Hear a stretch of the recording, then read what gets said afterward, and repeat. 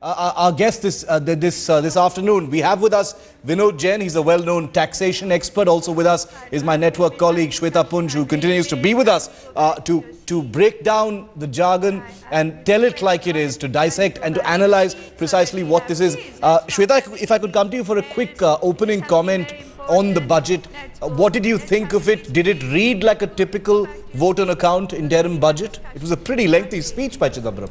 Absolutely. Actually, we were expecting the speech to be for about half an hour. That's typically how long a vote on account speech lasts for.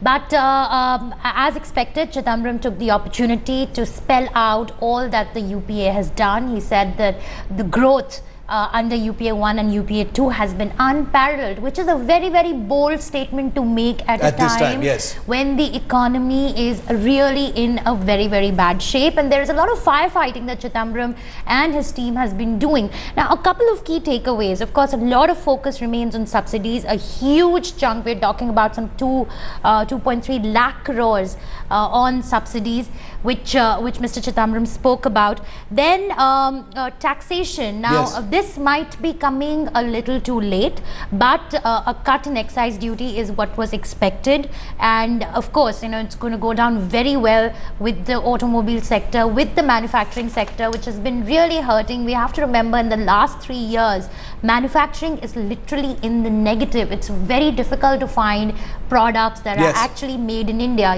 Companies are actually importing the components and just assembling them. So this is a big boost, especially at a time when interest rates are very, very high in the country. Cost of financing is very high. So that's a positive move coming in from the finance minister. And what was interesting was that he actually took a jibe at Narendra Modi and AAP towards the end, so he could not resist making those politically contentious statements. He had to do it. He spoke about majoritarianism, he spoke about populism. That's how he concluded it. Regarding the vote on account, overall, no surprises there really. One thing which was interesting was that he spoke about the government's commitment to Aadhaar, especially at a time when they have decided to de-link subsidies with Aadhaar. Initially, they kept talking about how linking subsidies with Aadhaar will be a huge positive for the government, for the subsidies. But then this announcement went as a huge blow to the credibility of the government. It did not go down well with the industry, with the investor community, because they questioned the government's commitment. So this statement comes across as a vote of confidence once again that we are committed to Aadhaar and we want to make sure that spending is as prudent as possible. But however, how much of that translates on to the ground is yet to be seen, because at the end of the day, they have de-linked subsidies from Aadhaar. So it really depends on how states react to this, because a lot of it depends on the states as well. Vinod Jain, I'd like to bring you in at this point of time. An interim budget and a vote on account, always has less maneuvering space as a full year union budget. How are you reading the announcements that have been made by Mr. Chidambaram today? No, I think we are expecting much more from Mr. Chidambaram, because in this time when the election is only 3 months away, he could have done a lot of things he could have done which he has not done, to address the issues of interest rate, to address the policy issues which is affecting the common man, affecting the women. I think he has chosen only primarily to address excise duty on certain sectors. I think it could have been addressed, more sectors could have been addressed.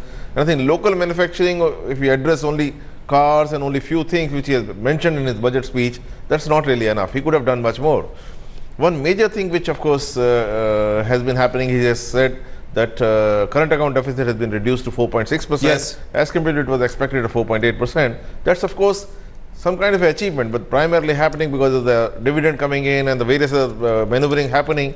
So it has been really hard for him to manage this. It's not an active achievement of the government. It was going to happen anyway. That's what you're saying. That's right. I think that is where we are on service. Pretty safe budget. Pretty safe budget. Pretty safe vote on account. You cannot accuse him of being populist. And you cannot say that he because Shweta, you heard that comment from the Minister of State for Finance before the speech happened, Mr. J.D. Seelam, who said, our priority going forward right now, and he wasn't just indicating the budget, but overall, he said our priority is the farm sector, it's the middle class, has what the list of announcements that have been made by Chidambaram, are they largely in keeping with that?